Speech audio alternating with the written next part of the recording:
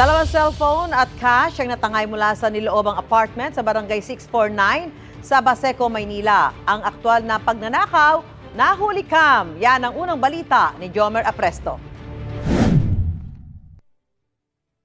Nakuhanan sa CCTV ang lalaking yan habang nasa loob ng compound na isang paupahang bahay sa Baseco, Maynila noong nakaraang linggo. Makikita na nagmasid-masid pa siya sa lugar. Maya-maya, ilang beses na niyang tinangkang buksan ng tindahan. Pero nakakandado ito. Ilang saglit lang, makikita na ang lalaki na umakyat sa hagdan ng paupahan kung saan natutulog na mga tenant. Hindi na nakuhanan sa CCTV pero isa-isa raw sinubukang buksan ng sospek ang pinto ng mga apartment unit. Ayon sa uploader ng video na siya ring may-ari ng tindahan at paupahan.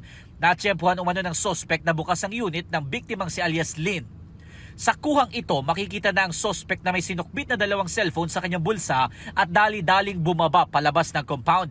Nakausap namin ang biktima pero hindi na siya humarap sa kamera. Sa kwento niya, nakatulog siya sa pagod dahil kauuwi lang niya galing sa trabaho sa isang fast food restaurant kaya nakalimutang ilak ang pinto sa kanilang apartment.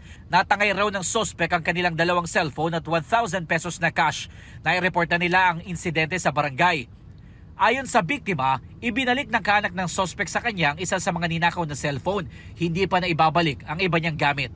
Hindi pa rin umano sumusuko ang sospek na nagtago na sa ibang lugar. Aminado ang barangay na ilang beses nang nagkakaroon ng insidente ng nakawan sa kanilang lugar. Dito talaga marami talagang gumagawa ng ganyan. Yung magagaling magsalis eh. Mapalo-up naman ang barangay sa mga kapulisan namin.